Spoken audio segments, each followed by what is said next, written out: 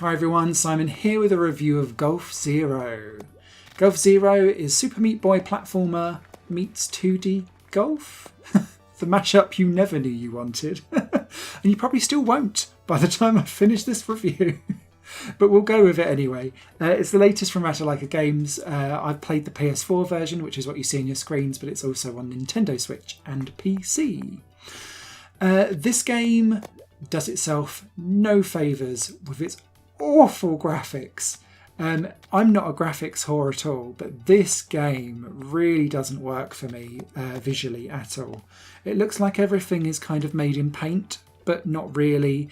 It's also slightly fuzzy and lo-fi in its textures, and it just feels low rent and cheap and like freebies all put together. The same applies for the sound effects as well. Does not work with this game, and it's really ear-breakingly jarring when you play it. So when that comes out, there damn well better be some good gameplay to go alongside it to make me look past the janky graphics. And the gameplay is mixed, but it's better than what I thought it was going to be when I first booted up the game and saw what I saw on the screens. You play as the golfing character. It doesn't really have a name, there's no story here. And the idea is that you need to platform around the various 80 plus levels that you've got to get to a point where you can then have a go at trying to crack a hole in one. You have 3 balls per level and you only need 1 to get in the hole. If you get the very first one in the hole, then it's a gold medal, and then you can kind of go forward. And there's like a bit of pride to try and get gold medals in all the levels if you can.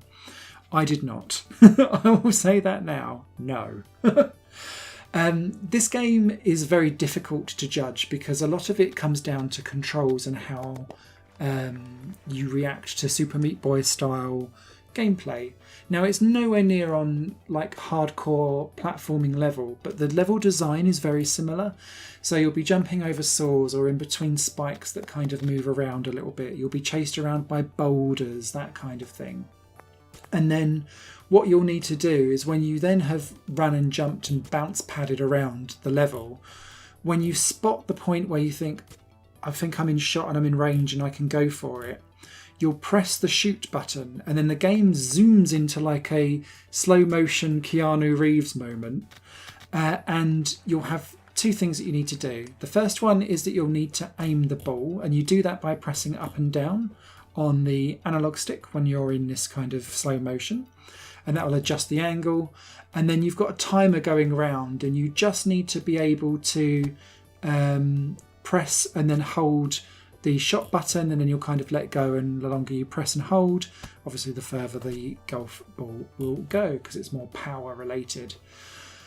Therein lies half of the problem, is that you'll get all the way to the end of the platforming, and then, for my opinion, the golf mechanic bit is the jankiest bit of the 2 controls. And it's because, and what part of this is me, part of this is the game. The first part, which is game related, is that when you get into the slowdown part, it doesn't feel like it's a smooth slowdown. It's like a game is dropping frames more than actually slowing down. And I found that intensely distracting, even though you need the slowdown to be able to kind of hit the ball and then kind of go again. And it's quite cool that it does it. It feels awkward in the game. The second thing, and this is a me thing, I think, is that after, say, the first 10 or so levels, it's very rare that you're ever actually fully in line with the golf hole and the flag that you're going for. And so when you press and hold to go and shoot and you need to aim, up and down very rarely actually feel like the right control to use to aim. And it feels like, for me, I really wanted it to have a full 360 like press and aim there. Instead, it's doing like an arc, if that makes sense, rather than a direct aim. And it made no sense to my brain throughout the entire game. And I kept on pressing the wrong buttons, losing my ball, dying, restart, lose my ball, dying, restart, lose my ball, dying. And that got me so frustrated with this game. I was glad when I got the platinum, and I was glad when I played a few levels afterwards and thought, no, it's still not jigging with me in my brain. I've had enough. And I uninstalled it, and I never plan to play this game ever again. That is very much a me thing. I do think that there is something there for other people who have got more patience. I do think the mashup of the two genres actually works quite well, but I've seen this type of mashup done better on other games. So, if I was to recommend this, or if you're interested in this type of game, I would recommend to you a fabulous game called Wonder Wickets. It is a slightly different type of game, but it involves puzzle, platforming and golf all merged in together in a much more cute and beautiful aesthetic. Obviously, triple the price, but you get what you pay for with this type of thing. Dogs Gone Golfing also, I think, we could be quite good as well. So, I hope that was informative. Written review will be up on highplayinggames.com.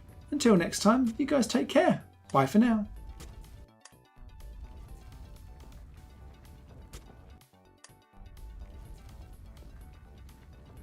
Higher Plane Games is part of the Higher Plane Network, a collection of media projects ran by me. If you like what you see and want to find out more, visit patreon.com/Higher Plane Network. Your support can make so much more possible, be that a like, a comment, a share, or a pledge. Thanks for watching.